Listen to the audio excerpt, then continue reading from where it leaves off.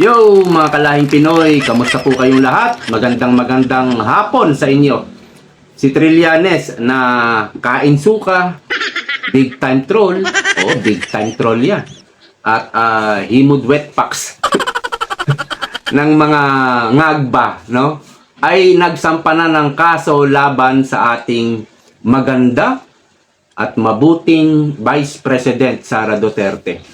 Alam naman ng taong bayan ang layunin kung bakit sinasampahan ngayon ng kaso sa ombudsman ng mga adiktos at kampon ni Lucifer. Ito ay para pigilan si BP Sara na tumakbo sa 2028. Alam na po ng taong bayan yan. Ha? Para makonvict si BP Sara. At kapag nakonvict siya, magkakaroon na ng moral turpitude. Hindi na siya papayagan na tumakbo pang muli. Sigurado naman tayo, no? Na hindi ito tatanggapin kung sakaling makonvict ang ating Vice President. Hindi po ito tatanggapin ng taong bayan. Ng super majority na mga nagmamahal sa ating Vice President. Ang tanong, gaano ba kalakas ang kaso na isinampa nito ni Trillanes sa Ombudsman para mapigilan nga si BP Sara sa 2028? Pero gusto ko munang balikan ito pong pagbubulgar ni Senator Amy Marcos dati, no? For about mga 3 months ago ito o 4 months ago.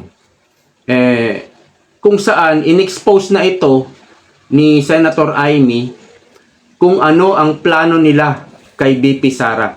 So, balikan po natin, panoorin nyo ang video ito. Pinagdududahan ni Senator Amy Marcos ang appointment ni Boying Rimulya bilang bagong ombudsman. Suspecha niya, planchado na talaga niya ang plano na mapakulong si Vice President Sara Duterte. Nasa frontline ng balitang yan, si Dave Abuel. Bago pa man italagang ombudsman si Justice Secretary Boying Rimulya, natunugan na raw ito ni Senator Amy Marcos. Si Senator Amy ang nagsampa ng kaso kay Rimulya, kaugnay ng pagkakaaresto kay dating Pangulong Rodrigo Duterte. Kalaunan, ibinasura rin niya ng ombudsman. Kasi nag-tumbling ang ombudsman. Pag-tumbling para i-dismiss yung mga kaso. Dismiss ka agad, lahat baseless. Pagkatapos mag-issue ng clearance, talagang kinakana ng todo-todo. Tingin ng senadora, pinaplano talaga ang pagpapakulong kay VP Sara Duterte. Mukhang planchadong-planchado na. Alright, patuloy na natin, ano? So, talagang pinaplano na gusto talaga ipakulong ang ating Vice President.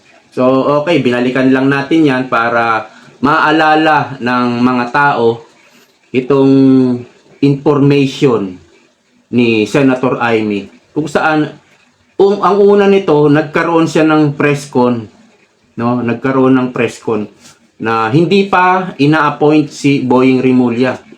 So, tama po lahat ng information na sinabi ni Senator Amy. Na-appoint, sinaksak ng pilitan si Boying Rimulya sa ombudsman hanggang sa nandiyan na nga siya. At eto na, kinakasuhan na si BP Sara ni Trillanes para ipakulong. So, gusto ko lang maalala ng mga tao na dati pa, no? Dati pa, for about months ago, in-expose na yan ni Senator Amy. Sana nga ulitin niya, no? Ulitin niya yung pag-expose niya nung mga nakaraang buwan para maalala po ng taong bayan. So, sige nga, ano bang itong ebidensya? Wait lang. Ano ba itong sinabi ni Trillanes? Ano-ano ba ang isinampa? At gaano kalakas ang kaso laban kay BP Sara? At paniniwalaan kaya ito ng taong bayan?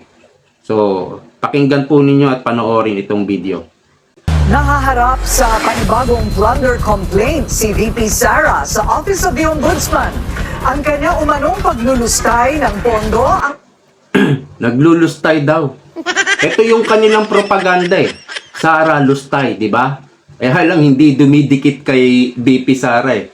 Ang alam ko mga naglulustay, yung anak ni Rapi Tulfo. Di ba? Milyon-milyon kung lumaklak eh sa Las Vegas. Isang gabi lang, milyon-milyon ang bill na binabayaran. At yung mga Nepo baby. Yan yung mga naglulustay ng pera ng bayan eh.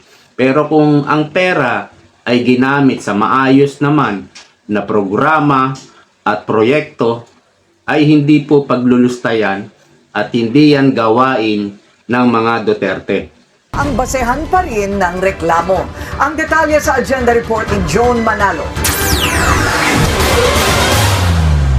Plunder, malversation at graft ang laman ng reklamong inihain ni former Senator Antonio Trillanes at ng civil society group na The Silent Majority laban kay Vice President Sara Duterte. Kaugnay yan sa mga umano'y anomalya noong nakaupo pa ang bise bilang Education Secretary at noong siya ang mayor ng Davao City. Kabilang narito ang umano'y maling paggasta na 650 million pesos na confidential funds ng Office of the Vice President at DepEd, mga irregularidad sa 8 billion laptop procurement sa DepEd, at maging ang 2.7 billion na confidential funds noong termino ni VP Sara bilang Davao City Mayor. Ilang beses din umanong tumanggap ng pera mula sa drug lord si VP Sara noong alkalde pa siya. Ilang beses daw tumanggap mula sa drug lord ng pera si VP Sara. Aba, medyo sariwa itong kasong ito, aligasyon ni Trillanes sa tenga ko sa pandinig ko. O ayan, 'di ba? Yan yung pilit na sinisira ng mga dilawan eh. Itong war on drugs. Nakaupo pa si Tatay Digong. Sinisira na nila yan, yung war on drugs ni Tatay Digong. At tumanggap daw ng pera si BP Sara mula sa drug lord. Eh palibhasa, kayong mga dilawan, mga kakamping na mga kampon ni Lucifer. Ito pong itong mga taong ito, noong panahon ni Noynoy Aquino, kung saan talamak, laganap, ang drugs. Ano ginawa nyo? Di ba wala kayong ginawa? Hinayaan nyo lang na masira yung mga buhay, mga pangarap ng mga kabataan, ng mga taong nalulong sa droga. Wala kayong ginawa. Nung panahon ni Noynoy Aquino na namamayagpag kayo sa kapangyarihan. Nakaupo kayong lahat. Wala kayong ginawa, kaya nga laganap, talamak ang droga nung panahon ni Noynoy Aquino. At ang mga tumatanggap, ang tunay na tumanggap ng pera mula sa drug lord, si De Lima. Diba? Kaututan nyo yan. Si De Lima ay tumanggap ng 10 million kay Erwin Espinosa, yung drug lord. Natandaan nyo? Biro mo, yung gawain nila, ibibintang nila sa mga Duterte kay BP Sara. Yung mga gawain nila. Diba? Mga pagnanakaw, sila yung nagnanakaw, pero ituturo nila yung mga Duterte, si BP Sara. Yung gawain nila, ituturo nila sa mga Duterte. So, kitang-kita mo, yung kanilang pattern na ginagawa, panira, dito kay BP Sara. Natandaan nyo yun? Si Erwin Espinosa, mayor na nga yata ngayon yun eh. Kasi bangag itong nasa administrasyon eh. Kaya, andyan ngayon yung mga drug lord, laya at nakaposisyon. So, kayo ang tunay na mga tumatanggap ng pera mula sa mga drug lord. Tutuloy natin. Alkalde pa siya. Inirereklamo rin nila ang bise dahil unfit daw ito para humawak ng posisyon sa gobyerno at humaharap din daw siya sa betrayal of public trust dahil sa ginawa nitong public meltdowns habang pinagbabantaan ang buhay ni Pangulong Bongbong Marcos at mga kapamilya nito. Napakahalaga na mapanagot itong si Sara Duterte kasi Tingnan mo lang si Trillanes, Pagmasdan nyo yung itsura ni Trillanes. Ang kulang na lang dito, yung dalawang sungay. Dalawang sungay na lang ang kulang eh. Damon yung itsura eh. Kakarmahin din ang animal na ito. Itong si Sara Duterte kasi bukod sa mas nauna na itong mga aligasyon na to, last year pa to sa Quadcom, hindi pa umuusad. Kasi siya yung Vice President. Siya yung Vice President na ating bansa. Kailangan malaman ng mga kababayan natin na ano siya, na isa siyang kurakot na public official. Ani Huli Trillanes, na natin. Hoy, magtigil ka nga. Trillanes. Kurakot daw si BP Sara. Wala naman naniniwala na dito. Kundi mga kawatanos, adiktus, at mga komunistus. Kayo-kayo lang din naniniwala sa sarili nyo eh. Hindi na po pinaniniwalaan ito ng taong bayan dahil wala na pong kredibilidad itong taong to, no? At yung sinasabing silent majority daw na sumusuporta dito kay Trillanes. Silent majority. Alam nyo ba ibig sabihin ng majority? Ito yung mas nakararami, mas marami sila. Kumbaga sa percentage, ito ay 51% ang bilang. Pataas, 51% up. Pag sinabi mong super majority, ito siguro yung mga 70-75%. Silent majority? Hindi ka nga nanalo sa Caloocan. Trillanes. Tinambakan ka nga ni Malapitan eh. Mayor na nga lang, hindi ka pa nanalo eh. Olats ka pa rin eh. Kung meron kang supporter na tinatawag mong silent majority, dapat nanalo ka. O di ba, napakasinungaling mo. Wala naman akong nakitang bagong bintang dito po kay BP Sara. Yun at yun din pa rin. Yun at yun pa rin, no? Ang medyo sariwa lang sa pandinig ko ay itong pagtanggap daw ng pera ni BP Sara mula sa drug lord. So, Trililing, wala kang mauuto pag ang bintang mo sa mga Duterte ay illegal na drugs. Wala kang mauuto dyan. Hindi magre-reflect kasi yan sa mga Duterte. So, meron tayong ipapakitang picture. Wait lang Ito'y galing kay General Fillmore Bondiles Escobar. Retired General yata ito. Ayan, basahin natin.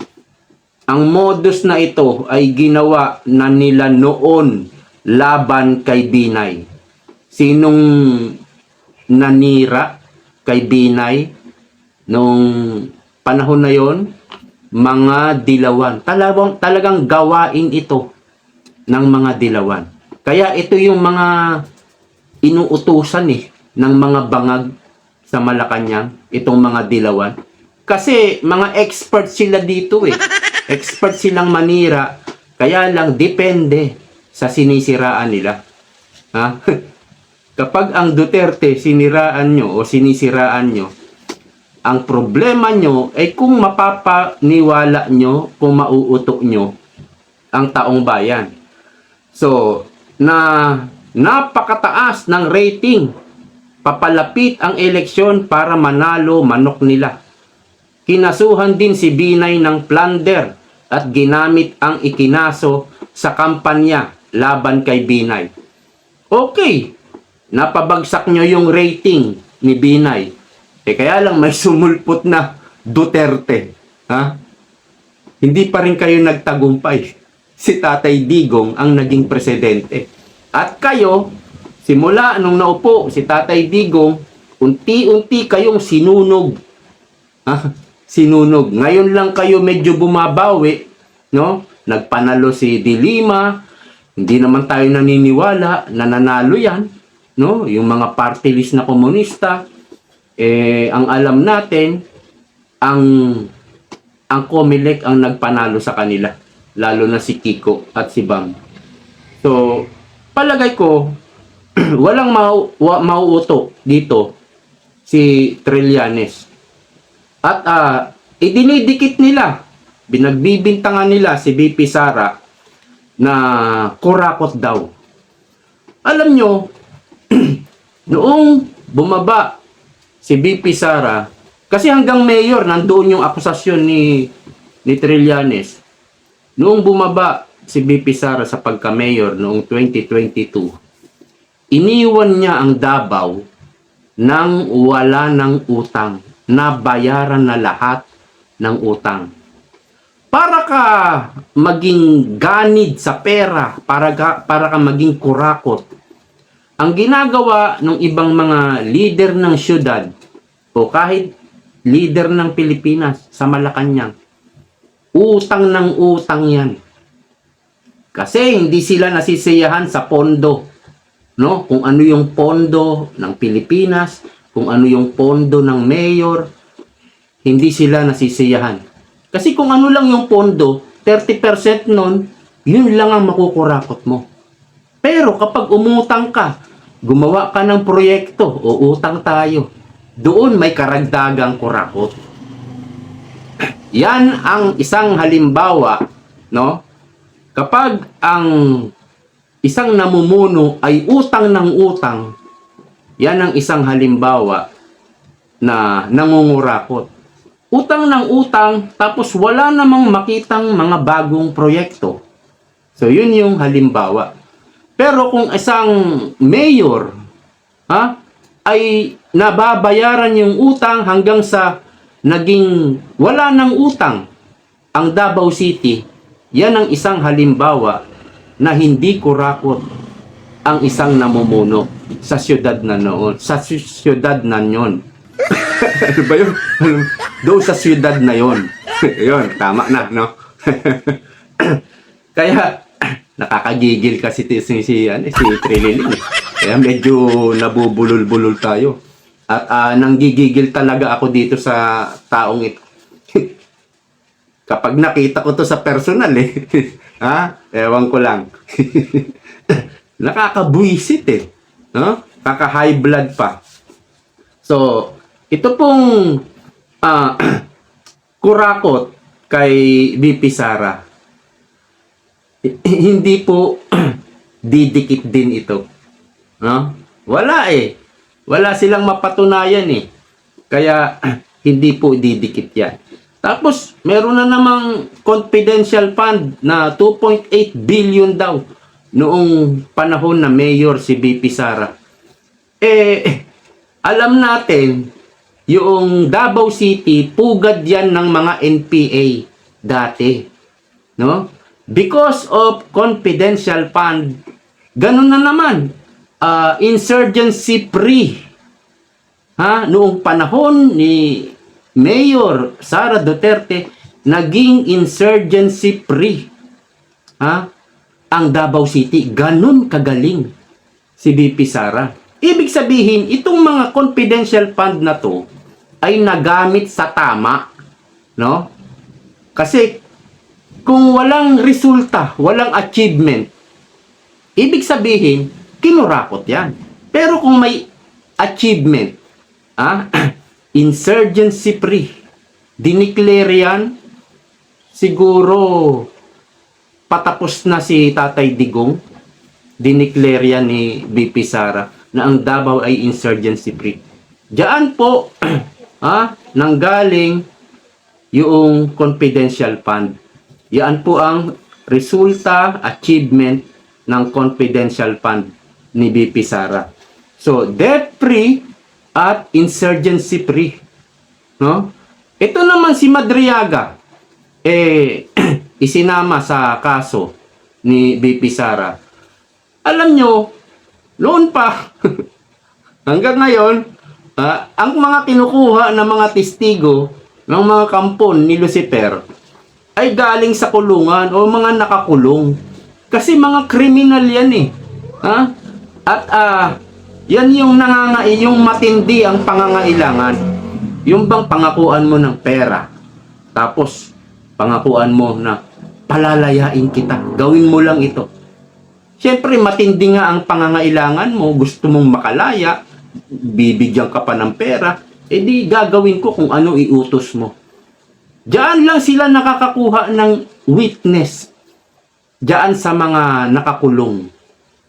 At ayon sa istorya, kwento ng dalawang Rimulya, sabi, yung isang Rimulya, kinausap daw ni BP Sara si Madriaga. Pinadaan dun sa attorney, yung attorney ang nagsabi.